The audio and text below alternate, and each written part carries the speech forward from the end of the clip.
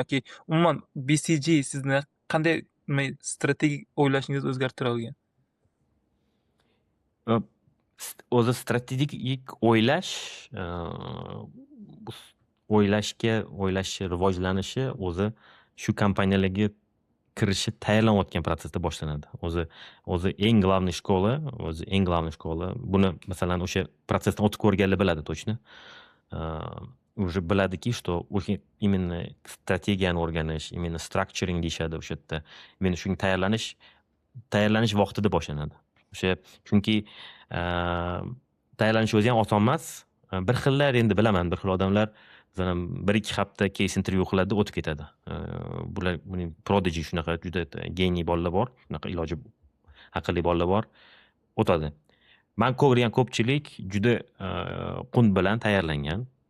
Men tanigan odamlar bor.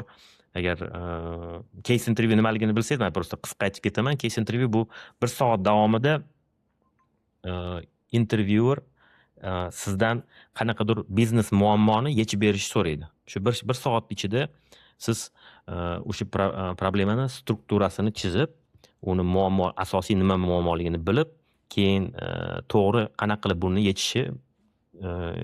yechib berishingiz kerak muammoni. Oxirida yana qanaqadir savollar degan vaqt qolishi kerak. Bir xil muammolar juda ham murakkab bo'ladi. Bir xil odamlarga boshida masalan approach qilganingizda 1 soat yetmaydi. Shuning uchun keyin sizga masalan 10 ta 15 ta variantdan berilmaydi. Sizga whole universe, like любой masalan o'sha odamning o'zida hayotida bo'lgan qanaqadir problemani berishi mumkin-da. Shuning uchun siz hamma bo'lishi mumkin bo'lgan problemaga tayyor bo'lishingiz kerak. Bunga tayyor bo'lish uchun faqat praktika, o'rtacha deyishadi, masalan kamida 30 ta 40 ta qilish kerak degan. 30 ta 40 ta degani bu sizga o'xshagan kandidat bilan birma-bir 1 soat siz case qilsangiz, 1 soat u odam case qiladi. Bu degani bitta sessiya bu 2 soat. 30 ta 40 ta degani получается 60-80 soat tayyorlanishingiz kerak. U agar full time ishlayotgan bo'lsangiz, yana oilangiz bo'lsa, buning ichida grafikka tiqish juda qiyin. То есть buni hammasini organize qilish, bunga keyin har bitta casedan qanaqadir o'zingizga kerakli learning pointlarni olishingiz hammasi. Uzr, keyin bir xillari inglizchada gapiraman agar yodmasangiz. Albatta. Shu learning pointlarni olishingiz ham bu ham strategiya.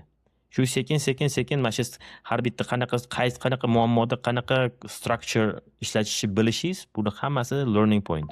Keyin o'tganingizdan keyin ishni boshlaganingizda ko'rasizki, shu siz qilgan casedagi shu har bitta qadam rostakasam ham ishda ishlatiladi.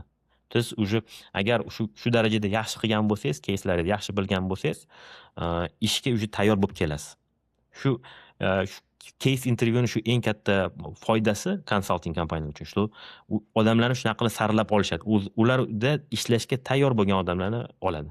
Masalan, siz juda aqlli odam bo'lishingiz mumkin, industriyada 10-15 ishlagan bo'lishingiz mumkin.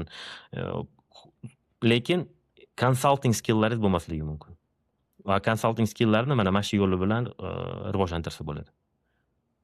Buni yana aytib ketmoqchiman, masalan, agar BCG ga yoki McKinsey ga yoki Bain ga kirmoqchi bo'lgan yoki boshqa strategik kompaniyalar bor, masalan, bular faqat tier 1 bo'lsa, tier 2 da bor yoki butiklar bor. Kirmoqchi bo'lganlarga aytamanki, masalan, bir 3 yil oldin ko'p kandidatlar kelardi, so'rardi masalan, qanaqa tayyorlansa bo'ladi, nima qilsa bo'ladi. Ko'plar haligacha o'sha bilishmas edi, что mana shunaqa case interview qilishni. Masalan, men CV'imni ko'rsatsam, keyin aqlli bo'laman, ishimda yaxshi narsa ishlarimni yaxshi qilaman, shu bilan o'tib keta olaman deb o'ylardi ko'plar. Bu misconception.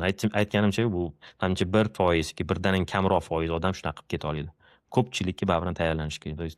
Agar kimdirlar o'ziga shunaqa kompaniyaga kirishga, konsaltingga o'tmoqchi bo'lgan, maqsad qo'ygan bo'lsa, bunga qunt bilan tayyorlanish kerak.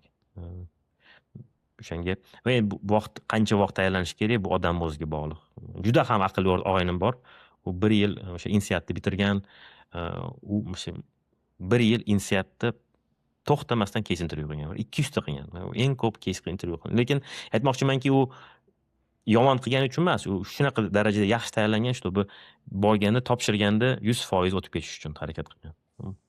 То есть bu narsaga juda ham серьезно qarash kerak. Agar sizga intervyu qiziqarli bo'lgan bo'lsa, mana bu yerga o'tib, bemalol to'liq versiyasini tomosha qilishingiz mumkin.